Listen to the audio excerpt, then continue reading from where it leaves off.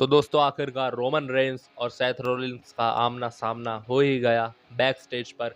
आज की Monday night raw की बात है और जेकब फार्डू और रोमन रेंस के बीच में कॉन्ट्रैक्ट साइन भी हुआ और एक ब्रॉल भी हुआ।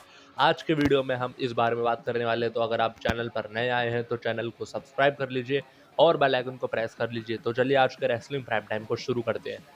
तो दोस्तों शो शुरू होता है।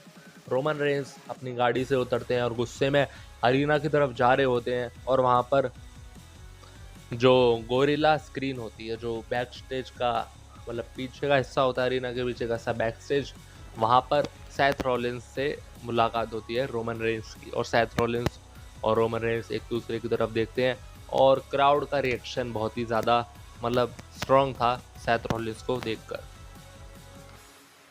सेथ रॉलिंस कहते हैं रोमन रेंस से कि तुम मेरे रास्ते में हो, और ये कहकर रोमन रेंस हट जाते हैं और सेथ रॉलिंस वहां से निकल जाते हैं और अरीना की तरफ बढ़ जाते हैं। अब इसके दो मतलब निकाले जा रहे हैं। एक तो है कि सेथ रॉलिंस ने ये कहा कि तुम मेरे रास्ते में हो, इसका मतलब है कि रोमन रेंस के पास है वर्ल्ड हैवीवेट चैंपियनशिप, और इससे पहले ये चैंपियनशिप थी सेथ रॉलिंस के पास, सेथ रॉलिंस के इंजर्ड होने से पहले।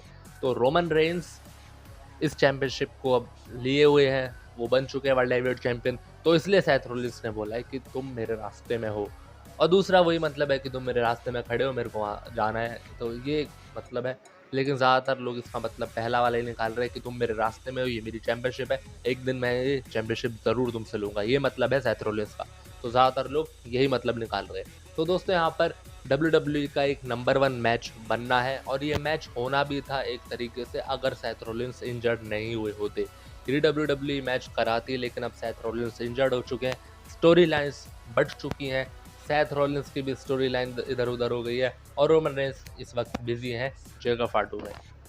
तो लेकिन आने वाले टाइम में क्या हो सकता है, इस साल से अगले साल की रेसलमेनिया में आप लोगों को देखने को मिलेगा Seth Rollins versus Roman Reigns का मैच, और ये मैच होगा किसी बड़े पेपर व्यू में, किसी बड़े पीएलई में, रेसलमेनिया जैसे, या फिर सर्वाइवर सीरीज जैसे, या समर स्लैम जैसे। मतलब ये तीन ही सबसे बड़े इवेंट होते हैं डब्ल्यू के, रेसलमेनिया, समर स्लैम और सर्वाइवर सीरीज। बाकी के पीएलई तो मतलब चेंज होते रहते हैं उनके नाम भी, लेकिन ये तीन सबसे बड़े इवेंट होते हैं डब्ल्यू के, समर स्लैम, सर्वाइवर सीरीज और रेसलमेनिया। तो इन तीनों में से एक में इनका मैच हो सकता है सेथ रोलिंस और रोमन रेंस का, और हो सकता है उस मैच में शायद सेथ रोलिंस जीत जाए। तो दोस्तों अब बात करते हैं शो के मेन इवेंट की, जो था कॉन्ट्रैक्ट साइनिंग जेकब फार्डू और रोमन रेंस के बीच में। तो ये लोग आते हैं, रोमन रेंस आते हैं, जेकब आता है और रॉ का मैनेजर आता है।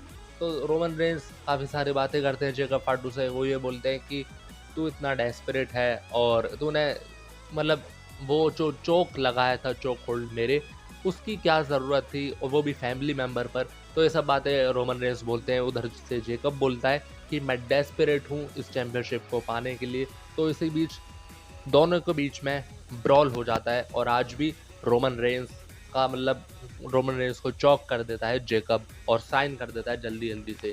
तो यहाँ पर दोस्तों शो एंड हो जाता है, और रॉ में इस बार पिछले हफ्ते से और इस हफ्ते की रॉ एक जैसी ही रही।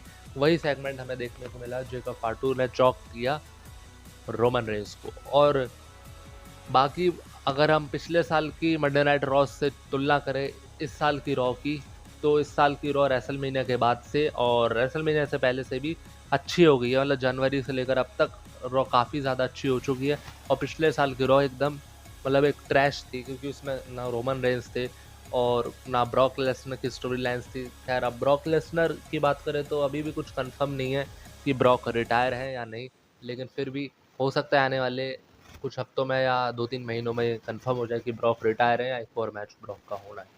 तो दोस्तों आज के वीडियो में यही अपडेट्स थे। वीडियो पसंद आए तो लाइक कीजिए, चैनल सब्सक्राइब कीजिए और बेल आइकन को प्रेस कर दीजिए। तो चलिए मिलते हैं अगली वीडियो में।